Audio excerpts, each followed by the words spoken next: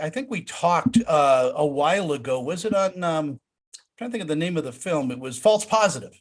Yeah, that has been yes. I know it's funny what a um slew of like horror adjacent films there have been. It's like horror, but a little bit of a twist on that. Excuse me, Tony. I'm so sorry.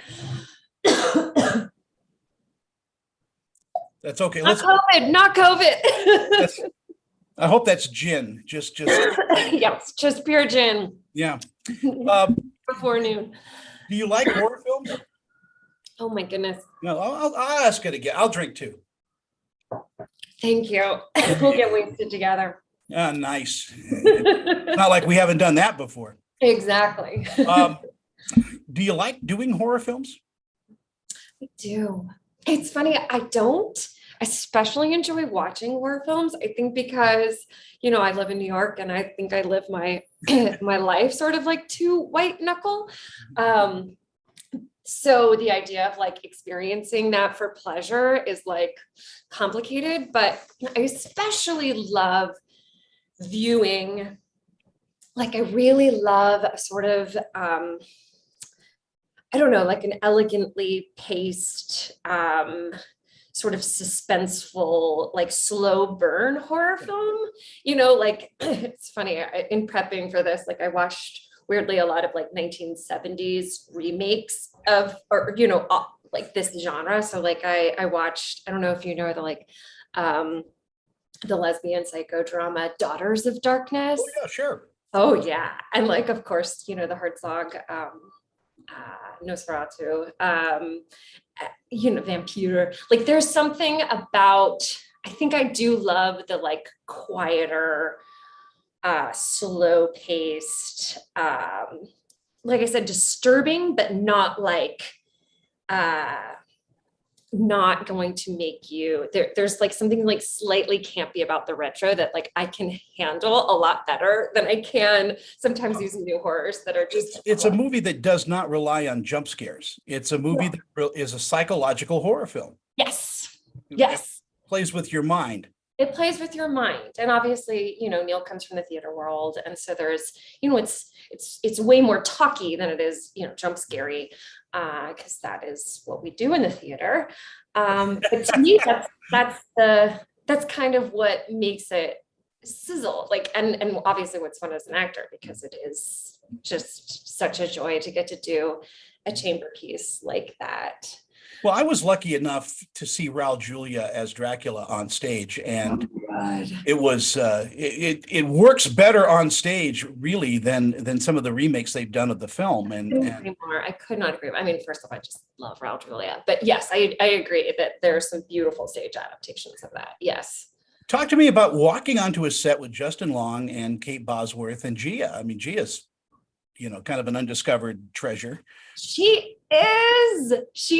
And obviously they are. And obviously, like, I mean, there is clearly so much chemistry between Kate and Justin. It just, really carries, I think, the film. It just sparkles. It's, and you don't know what we're supposed to make of it because it's so sexy, but it's also so, twisted, so we're like, who's the villain here? Who are we supposed to be rooting for? Like, and I think it's I think, well, certainly we are in a time now as we are like really sort of studying these gender roles and role reversals and stuff. I mean, I think there's plenty to to dive into here, but I also just think that, like, those, I mean, I just think the world of all of them, and they all have very different ways of working. And then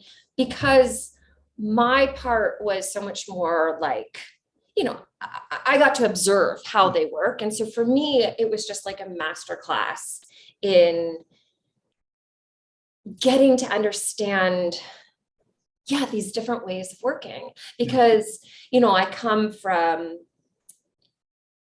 I come from like respecting Neil as this playwright. And when you come from the theater world, it's like every word is is gold. Yes, exactly. And there was something kind of cool about marrying that, but then also having somebody like Justin's energy, which is a lot more like free, like improv. And so to get to sort of see how those worked together was very cool. And I just thought, I just think Gia can do no wrong in her. I thought her performance, that really insane monologue in the middle that she just nails. Yeah, it was gorgeous. It was gorgeous. Well, here you have Justin Long walking into a spider web, and there's yep. And this is really an unnerving film in a lot of ways because, it just opens you up to the water cooler conversation. What if? Yeah. Yeah. And again, I think that that's the strength of it, is that the characters, but I think also the writing is sort of toying with our sense of justice and of retribution, and like, who is the villain here? Because it's definitely not clear, and yeah, I think there's room for some nuanced conversations. And in some ways, I think the scariest part about this is like, yeah, it's like the like black and white thinking is in some ways like, yeah, I think the horror and the terror comes from what's not being said. Agreed. And that pace that you said it, because this film opens for the audience. It doesn't let the audience open it. It's not, and I love these other movies like Halloween and all that because they're very well done. But yeah, this is something that has its legs in the past. It really is a slow to boil, but it boils, and for sure. And it's, yeah, I don't know. For me, there's just something. Was there a tough audition process for this? Oh, no. Again, it was just such weird times because it was the pandemic. So, I had known Neil and Gia, and I think Neil had seen, I did a film called Here Alone, and I think he liked my work in that. And then, yeah, I was just like, of course, let's go to a castle in the middle of Arkansas. Just stay there. Yeah, yes, this is what could possibly go wrong, and do all night shoots in. It was a wild adventure, and I think we were all. Will you eventually hop behind the camera and direct, produce? Oh my God, I would love that. I really would. Yes, that's like the dream. In our final moments, again, boy, this went too quick. I got to talk to you for an hour, Oh, yeah. But in our final moments we have, what do you think audiences are going to take away from House of Darkness?